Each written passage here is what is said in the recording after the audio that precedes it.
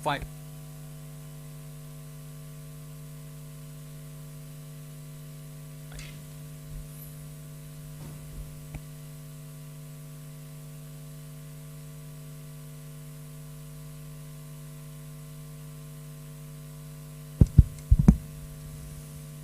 Yes, thank you, Mr. Chairman, and good afternoon. I'm Pongsak Sutinun from the Chulalongkorn University, and it's my great honor to, to share some experience about the water security under the future uncertainty in the case of Thailand. And I think the first thing that maybe we would like to share you that because I think in the last 5 or 6 years, we have the big change in the water resource system in Thailand. And as you know that in that time we have you can see this is like the 4 pillars of the national water resource management in Thailand. The first one is that it's the first time that Thailand have the 20 years master plan, or we can call it like the long plan in Thailand. Before, the master plan in Thailand is maybe around 5 years. It depends on the department or the ministry. But after we have this one, it's like the first time that we have the long term. I will show you that what is the situation in this 20 years long term. The second one, we have the law, the new law about the Water Resource Acts. But maybe you know that the background of Thailand, maybe we have some law and acts. It depends on the surface water, like the Royal Irrigation Department, you have the acts. Even the Department of Groundwater Resources, they have the act. And this is the system that we have. But to be honest, for the whole picture, it's like that we don't have the act that can see the water as only the one picture as a big one. It's like that we don't have the big umbrella. That's why we have this one. And I will show you that this act is try to concentrate in the water right, even how to share the water. Because when we talk about the water, it's not only under the one ministry or one department. That's why water is like from the rainfall to the runoff, even go to the beach or go to the ocean. That's why it's like this act will show you about how to manage the water for the big picture. And the next one is about the institute. As I told you before, we have 10 ministries, 40 departments that take responsibility about the water. When you try to talk about the surface water, you go to this department. About groundwater, you go to this department. Water quality, different department. That's why when we try to talk about who is the policy maker about the water management, because sometimes when you try to talk, the water is not like the different issue, but the water, for example, in the local area, water just one water. For example, when we talk with the governor said that the water is not, you cannot assume that water is only this water. But this water will link about the water supply, drinking water, wastewater, even disaster. And we show you it's not only about the institute, act, or master plan, but it's related to the budget. When we talk, during COVID, I think you know we have the 3 years. That is quite severe, especially for budget. And we show you that what is the trend of the budget in Thailand and what is the trend. Because our topic is under future uncertainty. Uncertainty is not only the technical, it's not only the climate risk, but even the socio-economic risk. This is a big issue that we have to deal. And the next one is about the knowledge. I think in this conference we talk a lot about the knowledge. We have to use some in technology innovation. And next one is about, this is the vision about the first pillar. As I told you, we have the 6 issue of the 20-year master plan. These 6 issues we concentrate in the water consumption is the first one. The second one is about the water security for agricultural sector, manufacturing sector, and service sector. How to make money from water. The third one is how to lose money from water. It's talk about the flood. And that in the 2011, we lost a lot. We lost 1.4 trillion Thai baht, or around 70% of the national budget. Just only one flood, but destroyed 70% of national budget in that year, 2011. We don't want to have something like that again. That's why we invest a lot to try to mitigate and sometimes to adapt also. But adapt is not so big budget comparing with mitigation. And I will show you also. And the fourth one is about the water quality. And the next one is about we talk about the upstream forestation. Because we think that forest is like a spawn to support the water management in Thailand. And the sixth about the management. This is the direction. It looks good, right?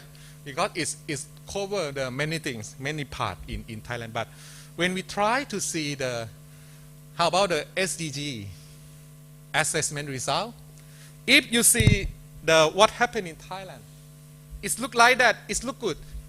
For example, the SDG 1 6.1.1 is about the drinking water.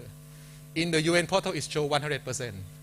But the reality is that 100% is just only for the basic service. Basic service means that you can open the tap and you get the water. But the issue is the quality and the price, reasonable price. Based on the UN standard, we compare in Thailand. It means that you have to spend for the drinking water less than 20 baht per 1 day. If you go to the department store, the convenience store, and you pay more than 20 baht, it means that you under the standard. And normally Thailand, I recommend you to don't drink the tap water, maybe to drink from the bottled water. And if we see for some issue about the wastewater, it's still the problem. Why? Because you see that now the standard is around 65%. It means that the wastewater that enter to the water treatment plant, but Thailand is just only half. Half means that comparing with the world standard, we just is quite low. And the next one is about the water efficiency, but maybe some people know about in the name of the water productivity. It means that if you spend 1 cubic meter of water, you can get in this 7.5 US dollar. If I put the water in Thailand to make benefit, it's just only the 7.5 US dollar. But for the global standard, it's around 19 US dollar. It means that we under the standard. But of course, because we produce the rice, paddy field, and it consumes a lot of water. But the price now is not good as the past. Before, maybe 20 years, 30 years ago, it's like the riskless. Rice is the riskless product. But now, no. Before, we are the #1 in the world market exporter, but now we are not #1 again. The next one is about now you know that in some direction, it's a good thing that some organization try to evaluate the operation in Thailand, and it shows the conclusion is that we still have a gap, and we need to do something. And I will show you related to the financial issue or the budget, is it good or not. The next one is about next please. Yeah. The next one is about the law. But the point is that we have the 9 chapter and more than 100 sections. But the key point is chapter 3, 4, and 5. It's talk about the Water Resource Management Organization Committee, okay, section, and about the water allocation and use. The key point of the sensitive issue in this law is that you have to pay for raw water. Before, if your factory located inside the irrigation service area, you have to pay for the Royal Irrigation Department and go to the Thai government. But outside the Royal Irrigation Department area, it's free. But now, by this law, all water in Thailand, you have to pay. But we have the several sector. The factory or the service sector, you have to pay. But for the agriculture, it's still free. This is a very sensitive when we have this law, that when we discuss with the local people. And the chapter 5 is about the flood and drought, that show about and flood and drought is quite a sensitive issue because it's consumed around 30% of budget, water budget, almost every year, 30%. This is for the flood protection. But not only 40%, not only the 30% that we can access, but actually the actual cost that we invest for the flood protection is more than 5 times comparing with the budget that in the water resources integrated system. Next, please. Yeah. Thank you. And this one is about the Water Resource Management Organization. We have the River Basin Committee. We have the Water User Organization. And it's like that we try to connect from the top down and we try to connect from the bottom up. You know what is the weak point of this? The weak point is how to link the top down and the bottom up, because they still have the gap. How to link the knowledge, how to decentralize the knowledge, the budget, and decentralize the almost everything to the local people or even the water user organization. This is a challenge in Thailand. Next, please. And this one about the national water investment in Thailand. If you see from the almost 20 years ago, you can see the fluctuation of the water financial issue in Thailand. You see some year is quite low, some year is quite high. We have many of reasons why it's fluctuate, but the one of the key is about the government. It's like when we change the government party, we change some issue and we change some the source. This data from the Bureau of Budget, and it shows that after we have as I told you, we have the master plan, water master plan, the 20 years. You can see that after it's like the fluctuate, but when we have the integrated water master plan, it's like it's quite stable. It's around the 50 billion Thai baht, or around the $2 billion per year. But the point is that when you see the pie chart, we consume around more than the 94% for the water to construct some infrastructure. It means that, for example, the issue number 2 is the water for economic development, or we make the water supply for the agricultural, manufacturing, and service. But of course, the green one, we supply the water, but we can get the benefit from the investment or the socio-economic development. And about the issue number 3 is about the flood risk reduction, or the flood protection system is around, as I told you, around the 30%. The point is that total is around, in this year, it's decreased from the 60 billion Thai baht to the 50 billion Thai baht, or around maybe 10 or 20%. But actually, the water is not only in this budget system. It's go to some system in Thailand. We call it like the provincial level. It means that the water budget go directly to that one. And when we try to see the whole picture, is around now it's only the 50 billion Thai baht. But for the whole budget, it's around 120 billion Thai baht, or around the double. The number is double. This is the one thing that the difficult thing is that how to evaluate. Monitoring and evaluation is a very good system. How to know that we invest a lot every year, but what is the impact to the local people? This is not for the job from the central part, but what is the benefit for the people in the local area? I think this is quite challenging. And the next, please. The very challenging is that because water is we know that is the main input for the socio-economic development under future uncertainty. What is a future uncertainty in Thailand? Actually, of course, we know from this conference, climate change is one. But we have the other risk from the socio-economic development. Even in Thailand, even here, now, 20 years ago in this area, nothing here. Because it's like not the center of the economy.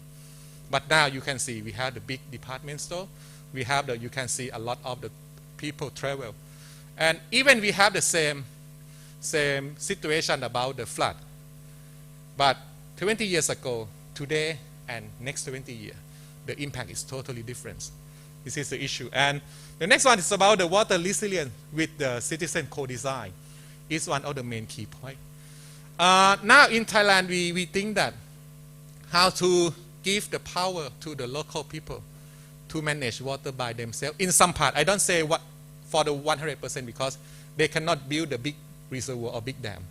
But some part or some area they can manage by themselves. They have the ability to select that what is the good situation or what is a good option for them. And the next one is about the water development under limited financial issue. Excuse me, is time run out? Okay, and maybe the last one about the digital transformation with communication. You have to communicate carefully about the water because now water is not only the technical issue, but it's go to the social issue and economic issue. Thank you so much. Okay, thank you very much for your presentation, Professor Pongsak from Chulalongkorn University. We keep the question first, and we will let others speakers to talk, and then after that, after completion of the speaking, so we will have a Q&A. Okay, so thank you very much for your presentation. Thank you. And the next speaker, Professor Masashi Kikuchi from Institute for Future Initiative, University of Tokyo. The floor is yours.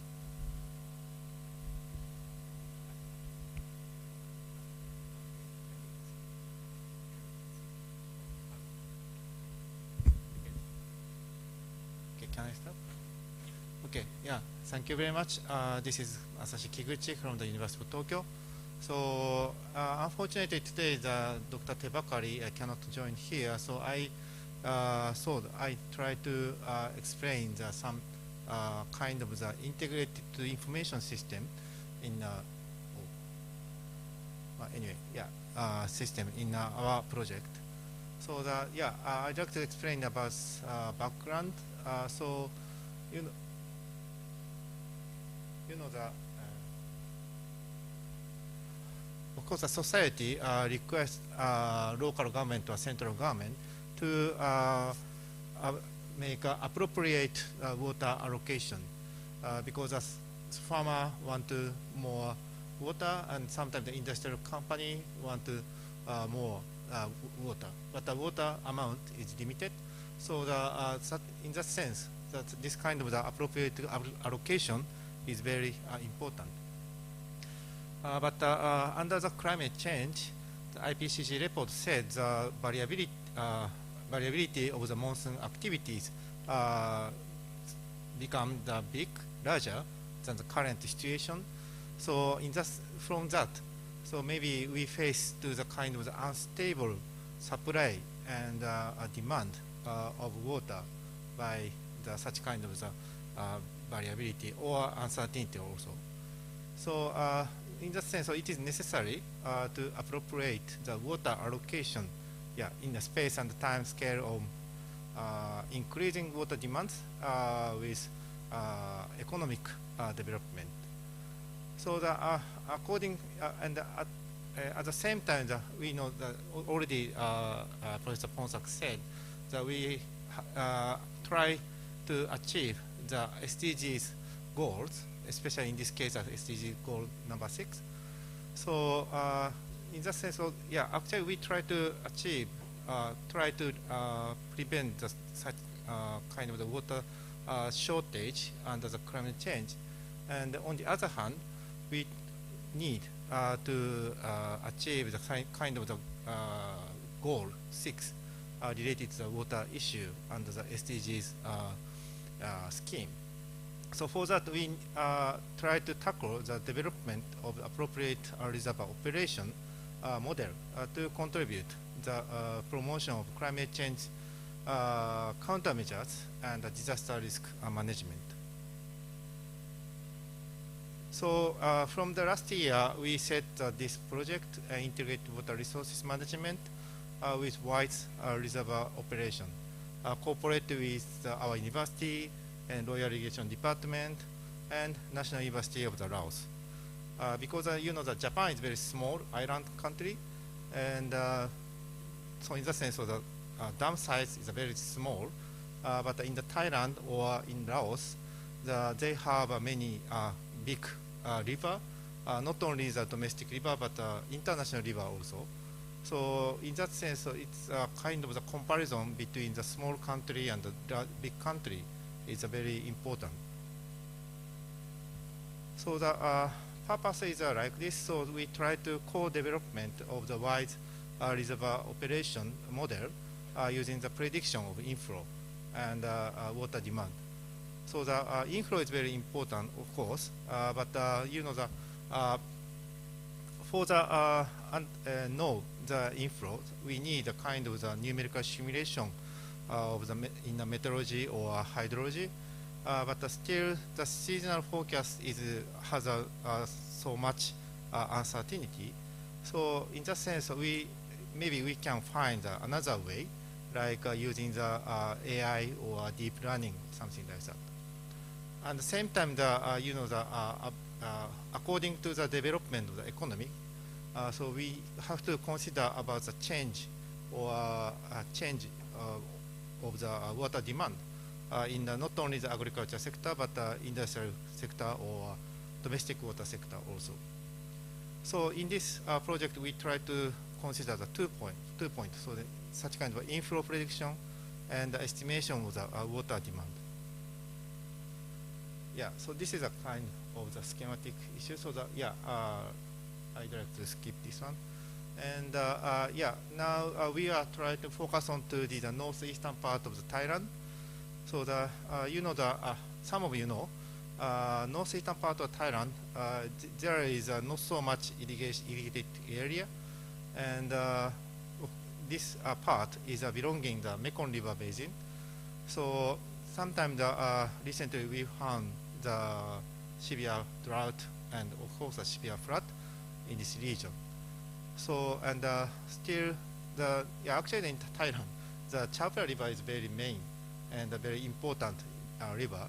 But somehow the northeastern part is a little bit lower priority or something like that. So now we try to focus on this region. So about the information, you know, the information is very important because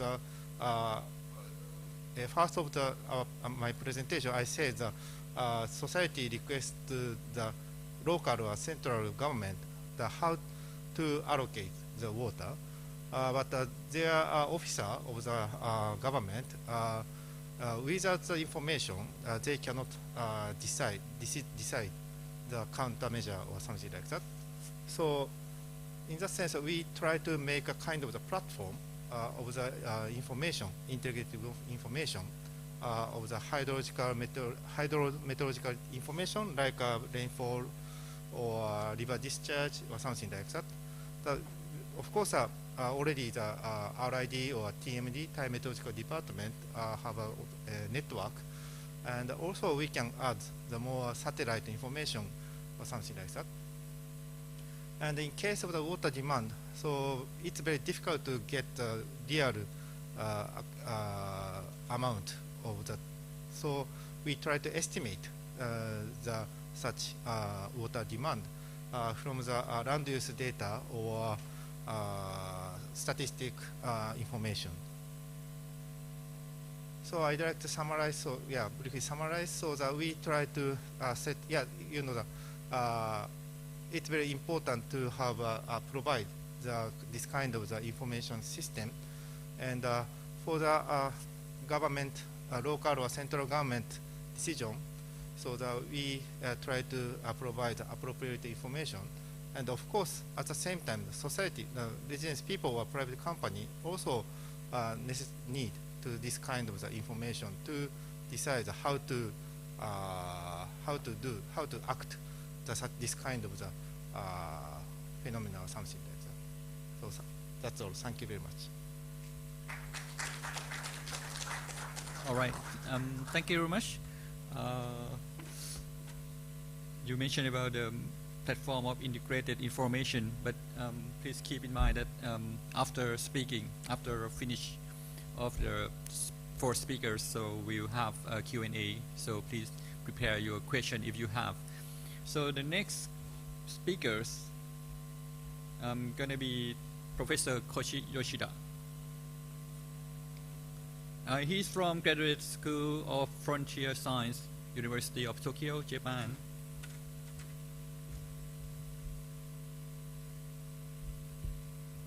Thank you, Chairman. My name is Yoshida from Tokyo University. Today I would like to introduce my research project in Indonesia, especially focusing on the nitrogen accumulation in the large-scale reservoirs.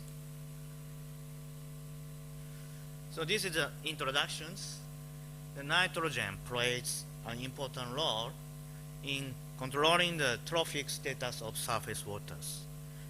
And increased nitrogen loading from the anthropogenic activities has resulted in the widespread enrichment of the nitrogen in surface waters.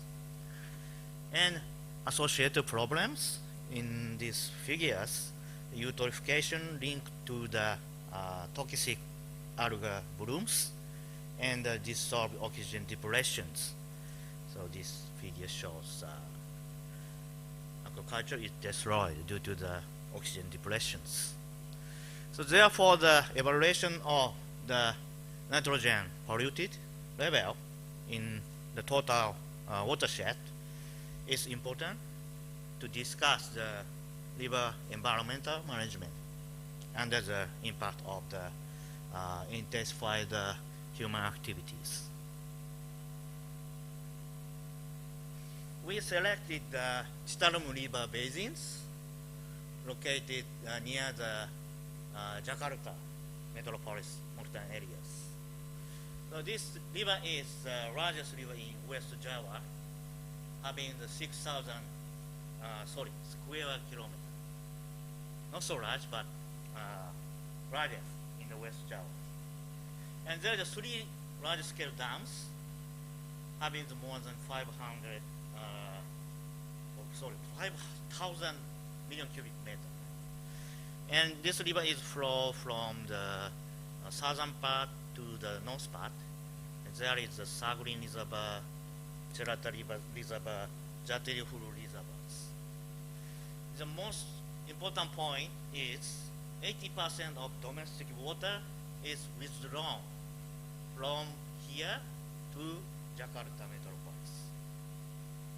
And as population and economic growth, eutrophication have become serious issue in these reservoirs. So this is the basic information. 3 dams have been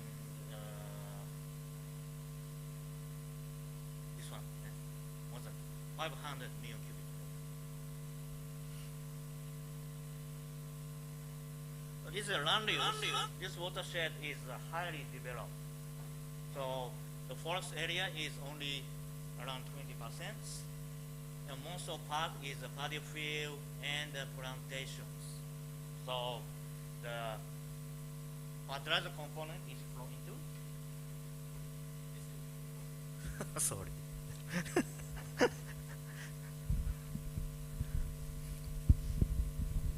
Okay, so fertilizer component is flow into the reservoirs, and there is a large cities, abandoned cities. This is the old capital of West Java, having the 3 million people here. Okay, so we developed the model combining the topographic model, topo model, and machine pool dam operation models, and apply to these reservoirs, and we get the accurate result about the river discharges and dam storages. So in this model, we accurately combine with the water storages model in the paddy fields. This one is quite important in the Asian monsoon regions.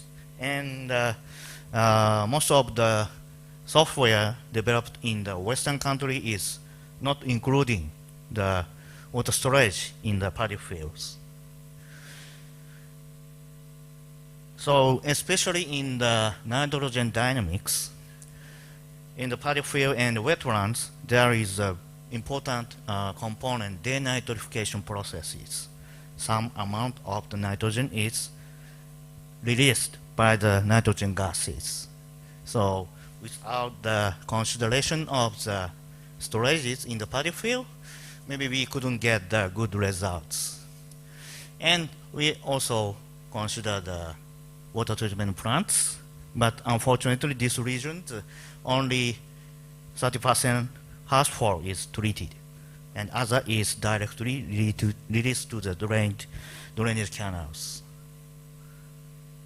So this is the result of nitrogen loss. And by using the model, we can output the water balances in each grid cells. So this one is cannot achieve from the monitoring, very difficult to. But by using the model, we can output this kind of the water balance results. And maybe this one is last, estimation of the nitrogen inflow into the 3 reservoirs.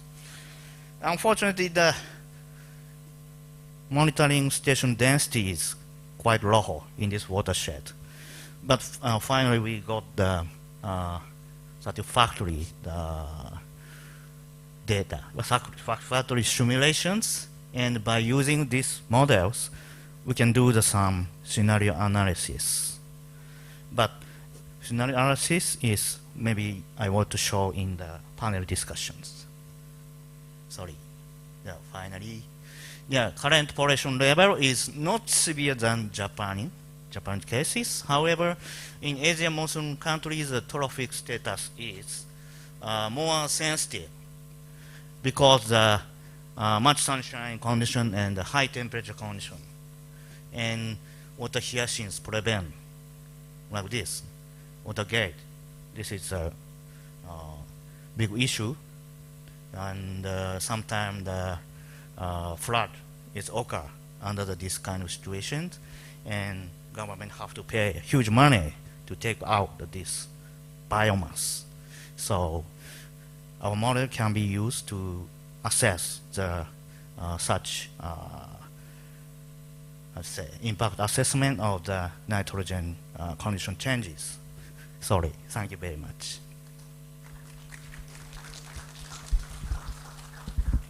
Thank you very much. Yes, and the next one, Dr. Somchitthipong Amnasan. He's an expert on irrigation engineering from Royal Irrigation Department, Thailand. The floor is yours.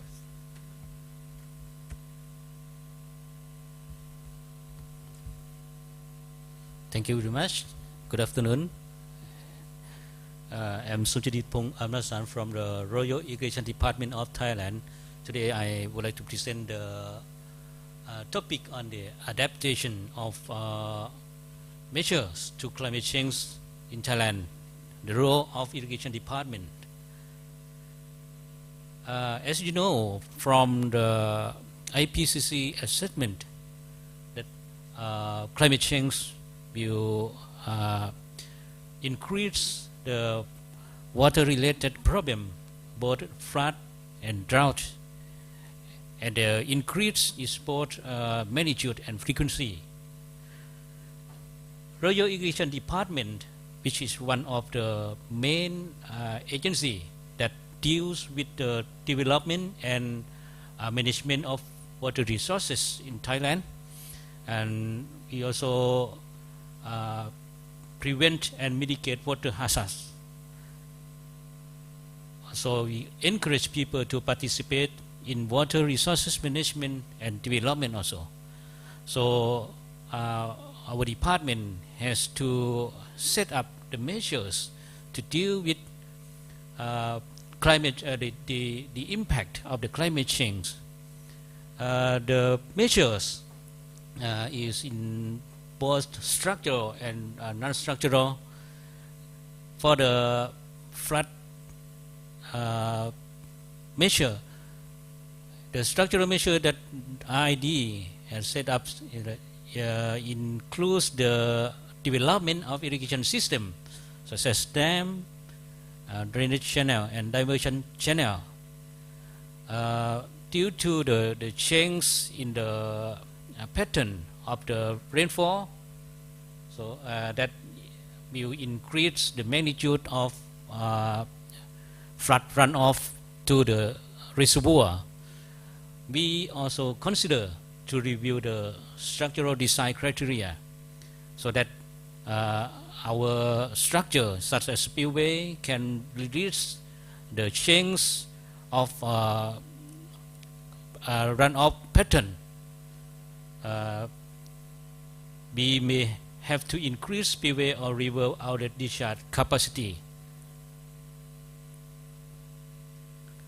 For the non-structural measure to deal with flood, we also develop the flood monitoring and reforecasting system.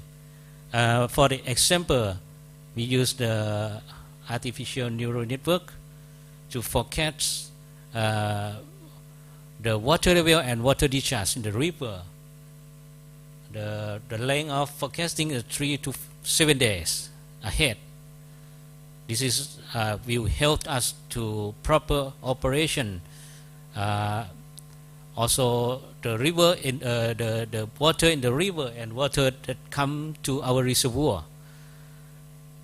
We also try to develop the decision support system for reservoir operation, like we try to use the genetic algorithm to find the appropriate amount of water that should release from the reservoir that can prevent and mitigate the flood problem in the downstream area, and at the same time we can keep the water as much as possible to use in the next dry season.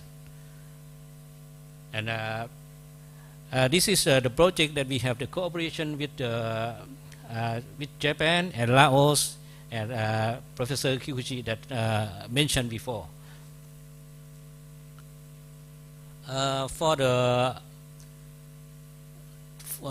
the drought, the structural measure that we set up to deal with is also the development of irrigation system, dam via detention pond. This is to increase the water resources, water amount that we can use in the dry season. We also try to increase storage of existing reservoirs by heightening the spillway crest.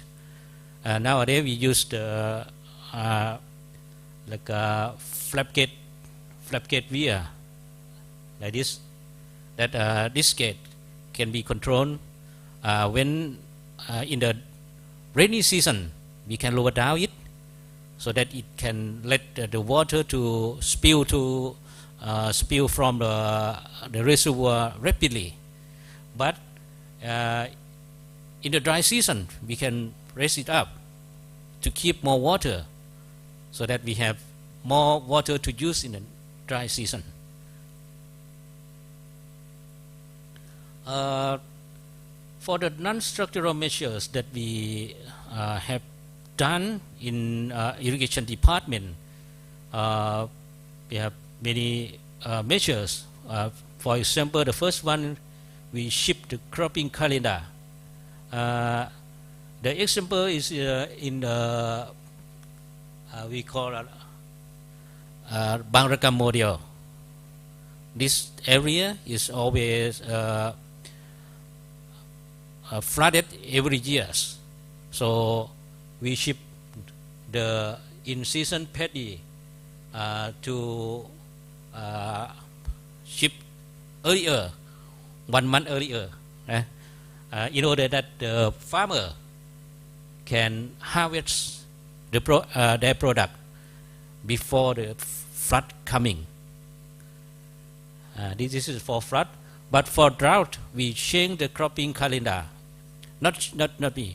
We encourage the farmer to change the crop calendar, to change the crop type from paddy to another type of crop that consume less water. The second measure, we also adopt the alternate wetting and drying techniques, and we have done it in several pilot area, and we found that we can save water about 30 to 40%, while the paddy production is increased about 28%. This is if we can extend this technique to all of our irrigation area, we will save a lot of water. The last thing is we encourage the water user to participate in irrigation management. We have several examples of using the participatory irrigation management in the north, in the south. We found that by using this one, that try to encourage the people to involve in planning, in operation of irrigation system, it can save more water and increase the irrigation efficiency.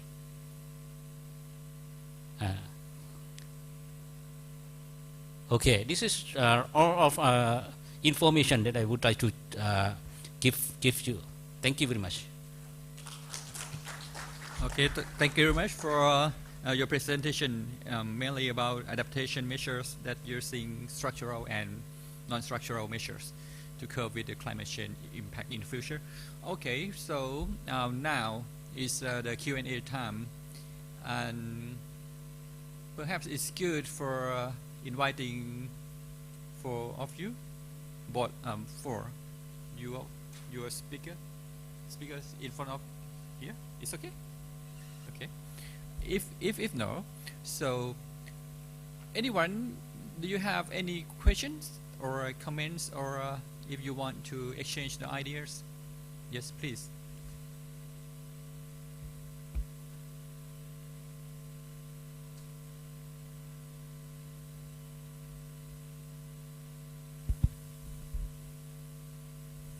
Thank you very much. I have one question to Dr. Puston. As you know, that there are several agencies, several departments work in water management in Thailand. In your opinion, your viewpoint from the academic sector, because I am working in the operation sector, do you think how is the level of cooperation between many sectors that we have in Thailand? And you mentioned it's about 40 departments, a lot of departments working with water. Thank you. Thank you. About I think this quite challenging question, because but based on the academic viewpoint that actually we have the number of projects with the government agency, and what we learned is the first thing is about the data sharing. This is the first time that when because now we have it's like the operation center. Operation center means for the normal situation and in the extreme event. And for the disaster, I think we share. But normally the data from each department is quite difficult to combine together, because but the first thing is that because they have the different standard. And the second one is about, it's not only for the government agency in the center part of Thailand, but how to link the government agency in the center to the local level. I think this is still the questionable, because actually we have the law of the decentralization, but as I told you that sometimes the people in the local area, they would like to manage water by themselves, but sometimes the project came from the center. center means the central part, as in the office in Bangkok, the headquarters. That's why it's not only for the that level, but for the deep detail of the in different level is an issue also. For me, that maybe we should start from the sharing data and knowledge, and maybe based on this is the first step, and the next one, the cooperation will be better. Thank you so much. Okay, thank you very much. Hello everyone, my name is Nilesh Srivastava. I am from Asian Institute of Technology. Okay. I have the question from all the panelists. I want to know their expertise and their opinion. As far as I want to ask you regarding there was one big project planned for India, and that was planned very earlier to link all the major rivers. So connecting all the river channels, major river channels, can also create an ecosystem problem in that very region. It was meant to serve the flood problem and also for the water planning. From your own aspect, you want to know that is really connecting the river channels can have work on all the region, so that maybe the water can react with the soil and the basin area, properties, maybe kind of thing. So this is really in the long term, it is a sustainable planning for interlinking the major river channel for a country like India. So my question is, technically it is sound to connect the river channel with each other, so that water less river can feed the water with the water rich river. So it can become a problem with the region also. Some scientists say no, it can react with the soil, and it is not a good idea. I know your opinion. Thank you. Okay. Who can share the ideas?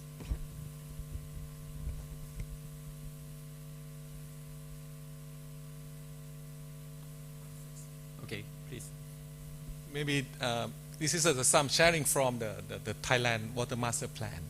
Of course, the ecosystem and in Thailand we have now 22 the river basin, and actually, of course, when we talk about the one area, it's not only as I told you, it's not only the water issue, but it's combined everything. So it's economic ecosystem. Governance is sometimes like the political issue also. That's why. But in Thailand, I don't know it's good or not. But now we try to give some resource to the river basin scale, and but sometimes that when they have some share between river basin A to river basin B, maybe something like the water issue, soil issue, disaster issue. We have the one organization is like the other level that try to see but the first thing we try to give the power them to solve the issue by themselves.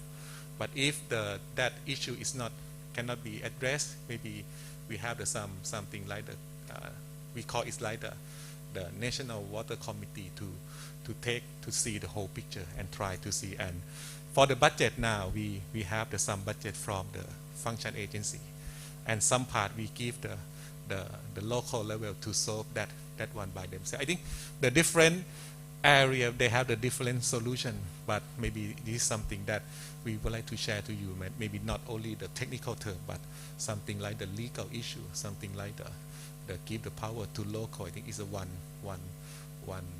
experience that we learn from Thailand. Yeah, thank you so much. Okay, thank you very much. Do you have any question, comments, or exchange the ideas? Yes, please. Yes, please. Royal. Yes, please. Okay, no problem. Thank you. Hi. Thank you for very interesting presentation. May I request Dr. Somjitthipong to share, like, for the wet and dry technique that RID show on the presentation. I think it may change the farmer behavior from the traditional planting to do the paddy farm. When you implement that, what do the farmer respond? Okay, thank you very much for a very nice question. for the alternate wetting and drying that we try to encourage the farmer to do, because we from the pilot project area we found that it is very good to save water and also increase the production of the rice. We have the plan to extend it in our irrigation area, but it still has some problem. For example, it is it is suitable for some type of soil. For the some soil type like a sand, it is very difficult to follow the method that we have to shut down the water in some period of growth of the paddy, right? That is still a problem, and the farmer also inform us that they also have a problem about rat and also weed. That it is very difficult to control, because if no water in the field, right? So many rats that destroy the paddy also like this. So it still have a problem in that we have to consider, carefully consider, right? This is the opinion of the people that they the farmer also they react to us. But in some area they told us that they do the alternate wetting and drying by chance. I mean that because of no water to supply to them, so yeah, they do it like by because of the situation with no water.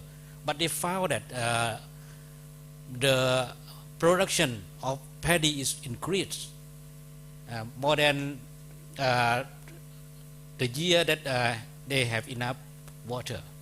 So in their opinion, it is better, it's good, but it still has a problem like this. Thank you very much. Okay, thank you very much. Well, any question, comments? Yes, please.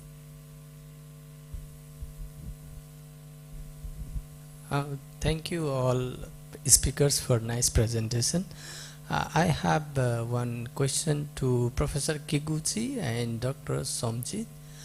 Under these extreme climate conditions, what would be the wise reservoir operation strategy? Either it would be IoT based or some institutional or some policy based. Can you, from your experience of in both terms of academics and institution, what would be the wise reservoir operation now we have to think on? Thank you.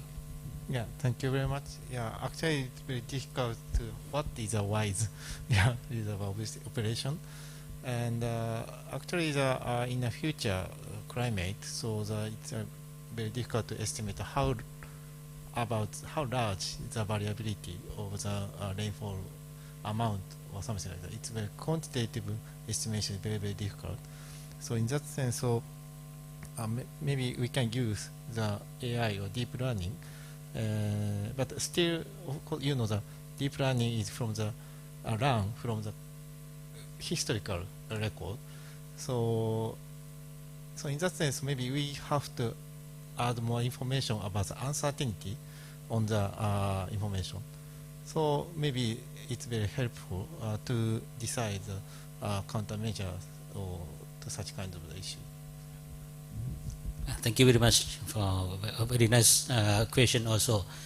In my opinion, when I am the operation, when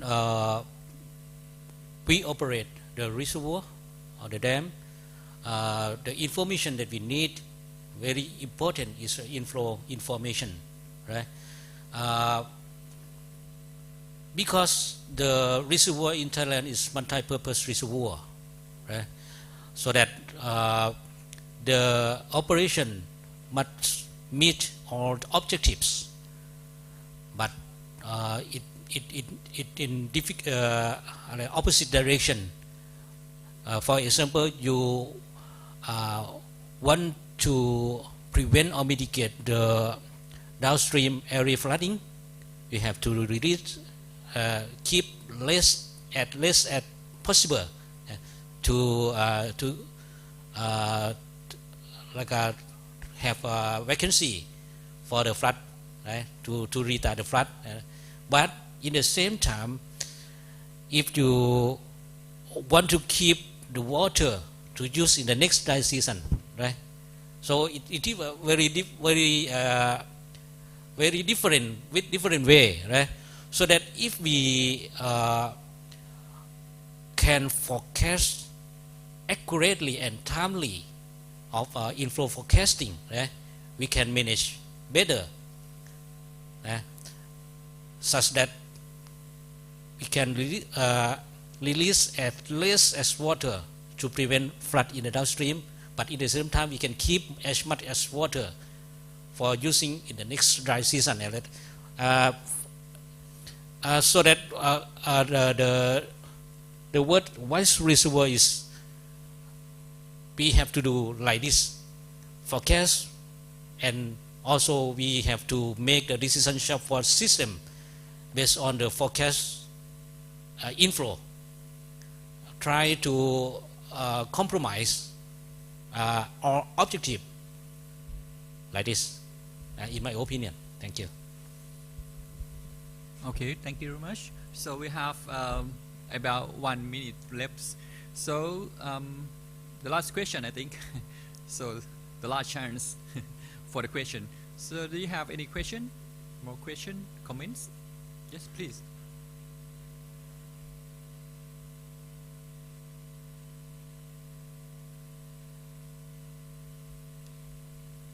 Well, otherwise, I gonna be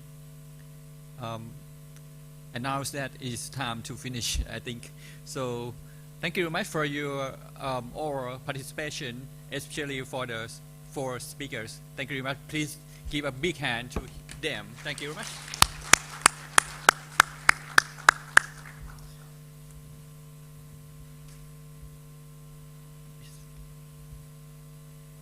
So after our presentation, I'd like to have a panel discussion. So please come go in the front of this chair. Yeah.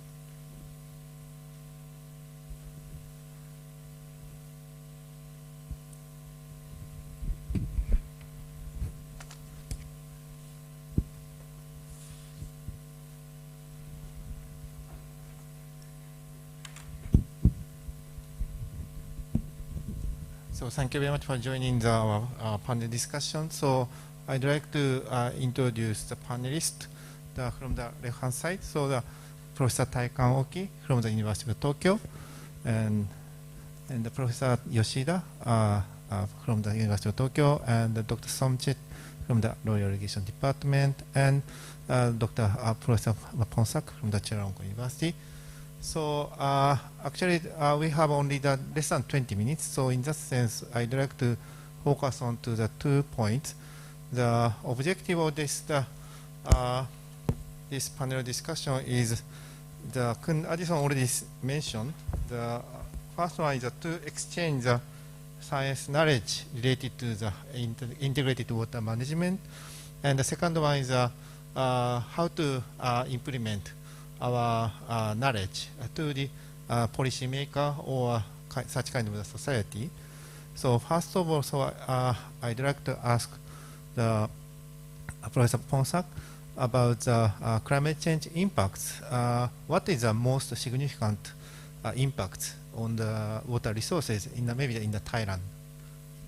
Yes, thank you, Mr. Chairman. And I think the first thing is that, to be honest, I think from the academic side, we We have some project with the government agency and the society. What we found is the big gap is the communication. And because of the climate change is something like the long-term process. When we talk with the local people, they said that maybe it's too long. Climate change is too long. Maybe for the how to get the money or income or how to get the food is more important than climate change. That's why the how to communicate. This is the first issue that is quite a big issue. It's not only for water, but even for the other, for agriculture, even tourism, even the health.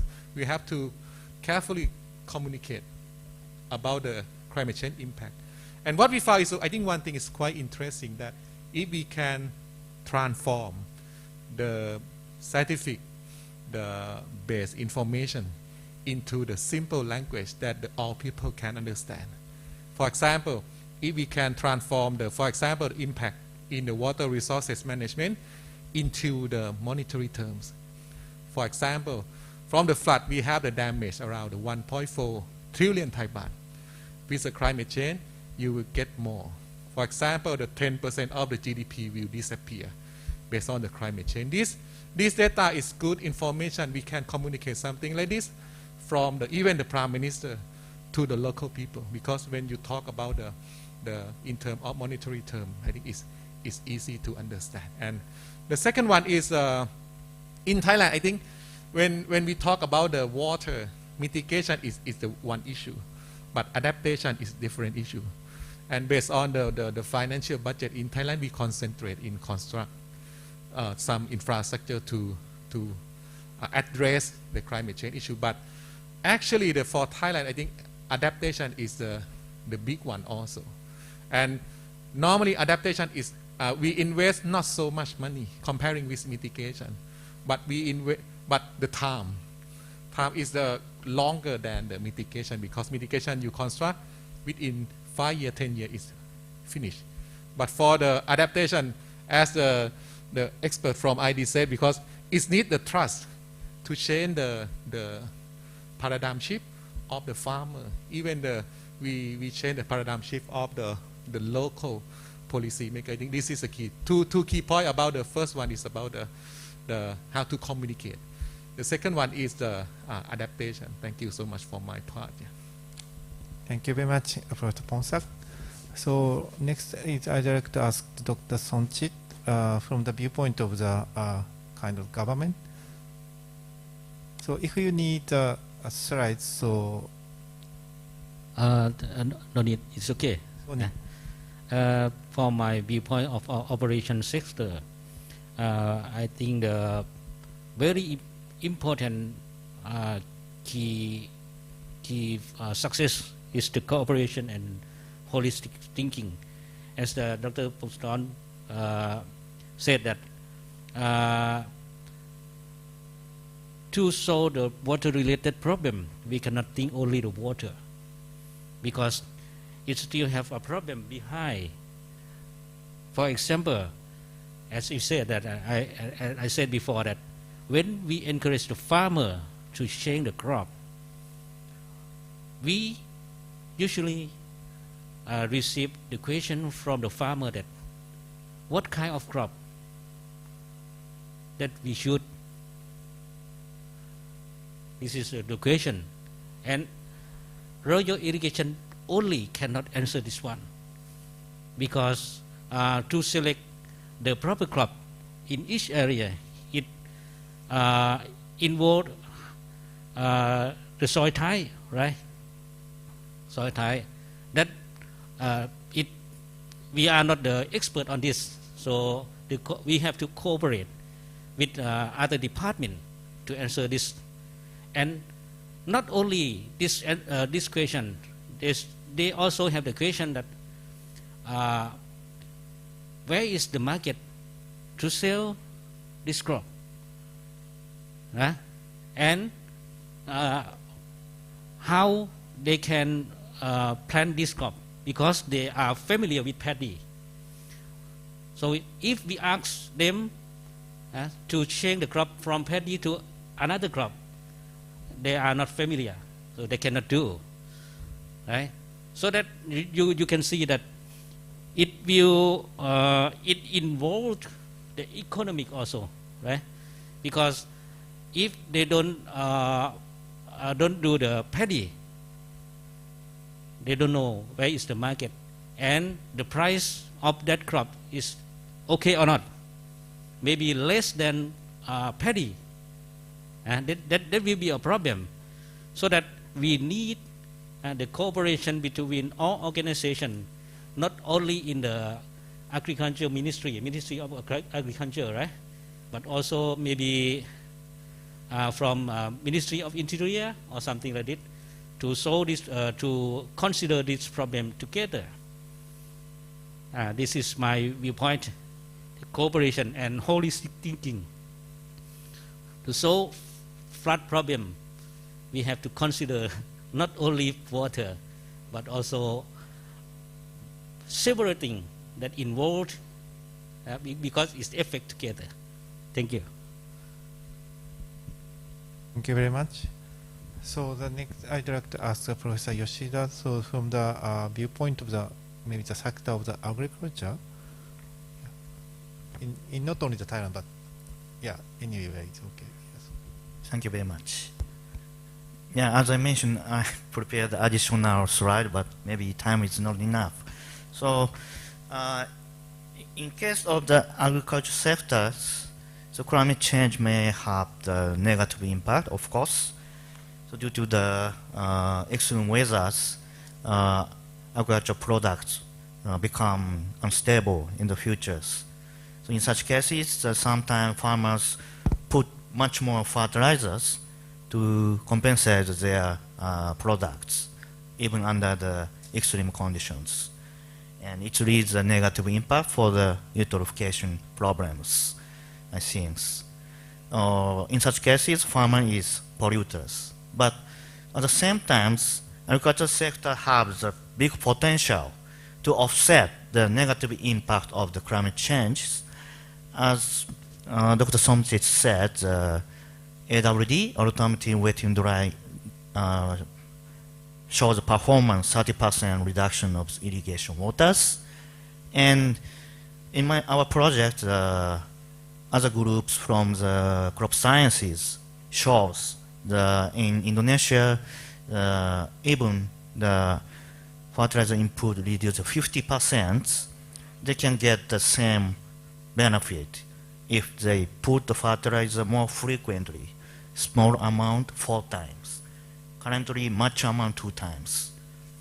That leads 50% nitrogen loss by the denitrification processes. So, but to do such the conservation activity, farmers have to put much labor inputs. So some support or support from the downstream or government support is needed to facilitate the farmer to do the environmental conservation activities, I think. Thank you very much. Thank you very much. So finally, I'd like to ask about from the viewpoint of the global issues. Global issues on climate and water. Yeah.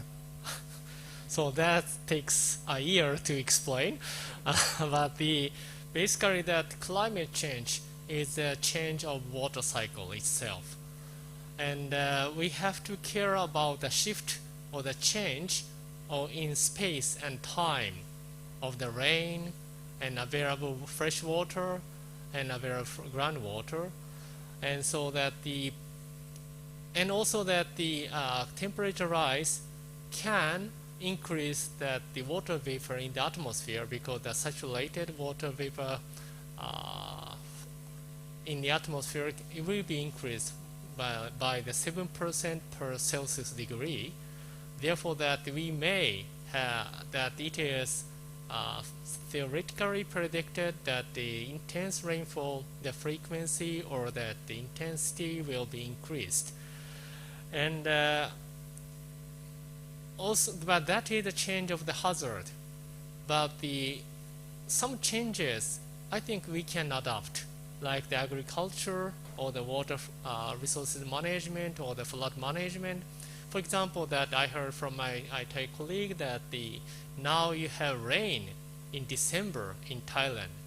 Okay, it's very strange and abnormal, but still, even though that the heavy rain of 20-30 millimeter per hour in December, you can cope with, because that you have an experience in the rainy season. That is not a serious issue. However, in turn, if that there will be no rain, or that like that 0 millimeter rainfall in February in the past will occur in June, what will happen to the water resource management in the future? Therefore, that the timing of the shift of the rainfall and also that the speed of the change itself matters a lot. And I don't think that we have enough time, so I will come to another question: how we can start acting to the climate change.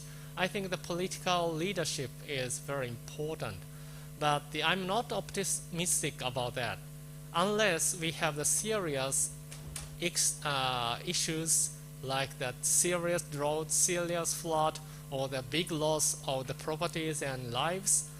Otherwise, the politicians may not have enough courage to do the preparation.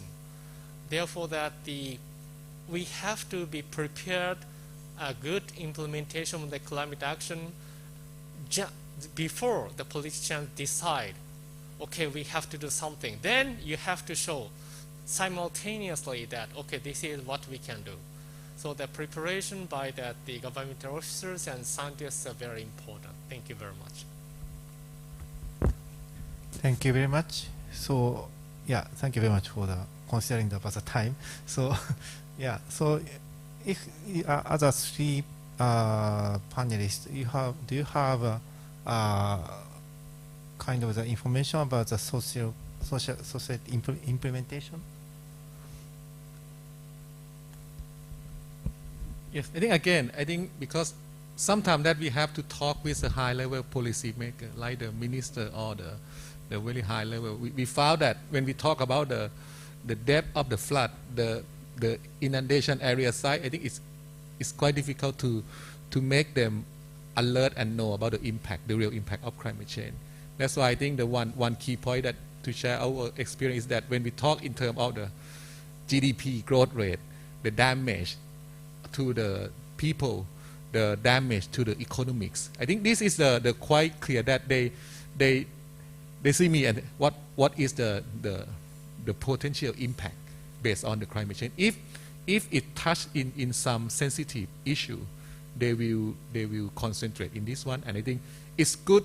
We talk with this one, but actually it's mainstream to even the local people, even the governor. They ask the same question, and so what about the climate change? And I think we have to, of course, we have the scientific base, the academic result, but how to communicate in the simple way and let the people, not only the high level, but very low, I mean the local people to understand. I think this is the challenging, and I think this is the phase that I would like to concentrate more, and this is to share this experience. Thank you.